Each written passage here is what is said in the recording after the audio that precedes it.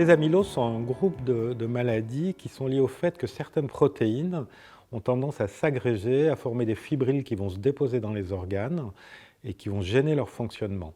L'amylose à elle est liée à l'apparition de ce qu'on appelle une immunoglobuline monoclonale, donc un anticorps monoclonal, et ça c'est quelque chose qui est fréquent quand on avance en âge. C'est 5% à 50 ans, c'est 10% à 80 ans. Et une fois sur 100, une partie de l'anticorps qu'on appelle la chaîne légère peut faire ces fibrilles, peut s'agréger sous forme de fibrilles et peut se déposer dans l'ensemble des organes du corps, sauf le cerveau. Les deux organes les plus atteints, c'est le cœur. Le cœur, c'est 3/4 des patients. Et le rein, c'est à peu près 65% des patients. Et donc, ça va donner des symptômes liés à une insuffisance cardiaque progressive, qu'on dit restrictive, parce qu'elle est liée au fait que le cœur se remplit mal, et des œdèmes essentiellement, à cause de cette atteinte cardiaque et à cause du fait que l'atteinte rénale se traduit par une perte de protéines au niveau des urines et une baisse de la protéine qu'on appelle l'albumine dans le sang, et c'est l'albumine qui retient l'eau à l'intérieur des vaisseaux. Et puis après, il peut y avoir beaucoup d'autres symptômes qui peuvent être liés à une atteinte neurologique, à une atteinte digestive, à une atteinte hépatique, à une atteinte cutanée. Alors, les premiers symptômes de la maladie n'étaient pas très spécifiques. J'étais surtout très fatiguée et aussi assez essoufflée à l'effort.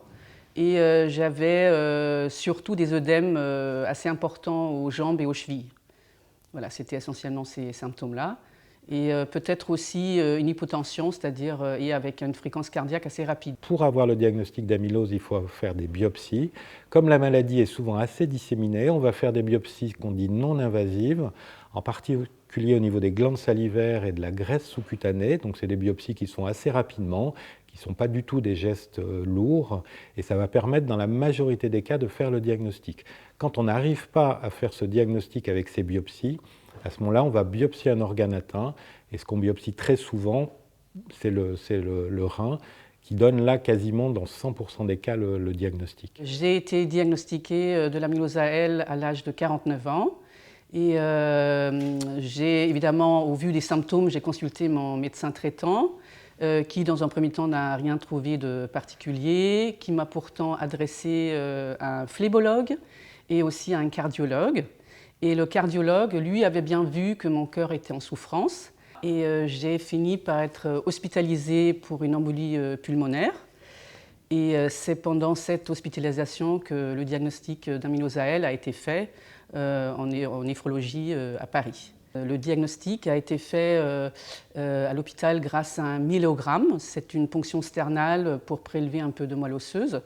Et également grâce à la biopsie rénale et aux analyses sanguines et urinaires, on voyait ce qu'on appelle un pic monoclonal gamma et des chaînes légères lambda très élevées.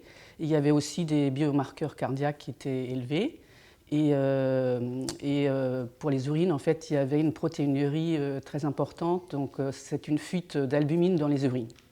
Et au vu de tout ça, donc, on m'a diagnostiqué l'amylose AL, rénale et cardiaque. Il y a deux types de traitements. Le traitement qu'on utilise actuellement, c'est faire baisser le taux des chaînes légères. Pour faire baisser le taux des chaînes légères, il faut éliminer les cellules qui produisent ces chaînes légères. Donc, en général, ce sont des cellules qu'on appelle les plasmocytes. C'est les cellules qui sont responsables de la fabrication des anticorps. C'est des cellules qui sont monoclonales, c'est-à-dire qu'une cellule s'est mal divisée. Les plasmocytes se divisent tout au long de la vie. Une cellule s'est mal divisée, elle est devenue immortelle et elle donne naissance à des cellules pareilles. Donc on a un clone de cellules dans la moelle qui n'a pas tendance à proliférer et qui ressemble beaucoup aux plasmocytes qu'on a dans la maladie qui s'appelle le myélome. Et donc on va utiliser des chimiothérapies qui sont utilisées dans le myélome avec quelques différences. Et ces traitements vont être remarquablement efficaces dans l'amylose parce que les plasmocytes sont fragiles à cause de ces chaînes légères anormales que produisent ces cellules.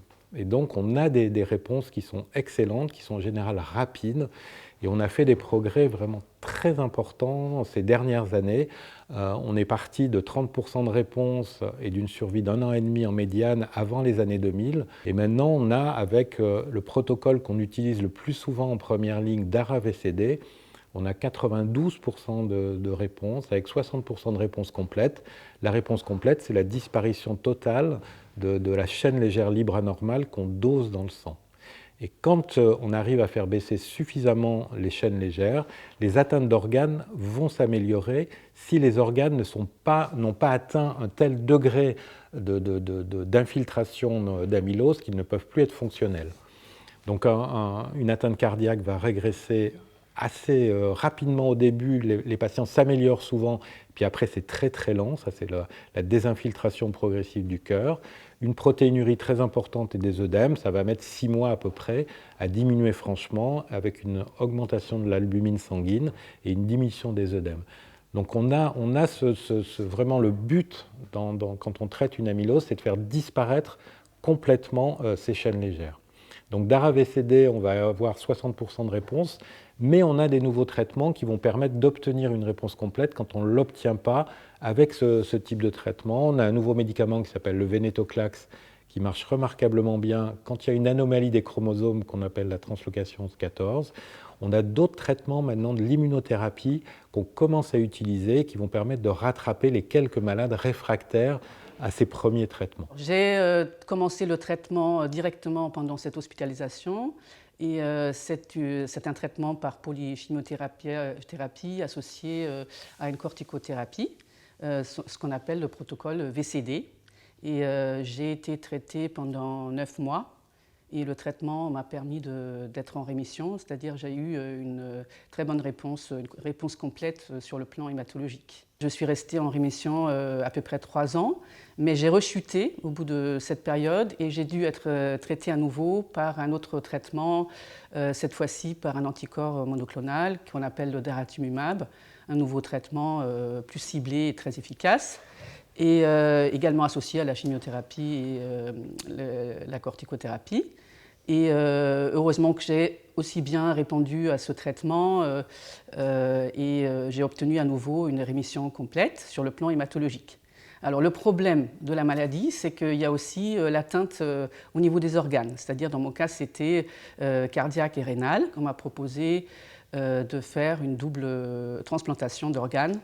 Et j'ai eu la chance de pouvoir être transplantée il y a exactement 1 an. Depuis cette greffe d'organes, je revis et ça n'a pas de prix. Hein. C'est bien sûr un peu lourd comme traitement et il y a plein de complications, mais voilà, je suis là et je suis ravie de l'être. Donc les répercussions sur la vie au quotidien, évidemment, sont assez conséquentes parce qu'au diagnostic, j'ai dû m'arrêter de travailler le temps du traitement, de la chimiothérapie. C'est une maladie qu'on appelle systémique, c'est-à-dire ça peut toucher à plein d'organes et il y a beaucoup de consultations chez divers spécialistes.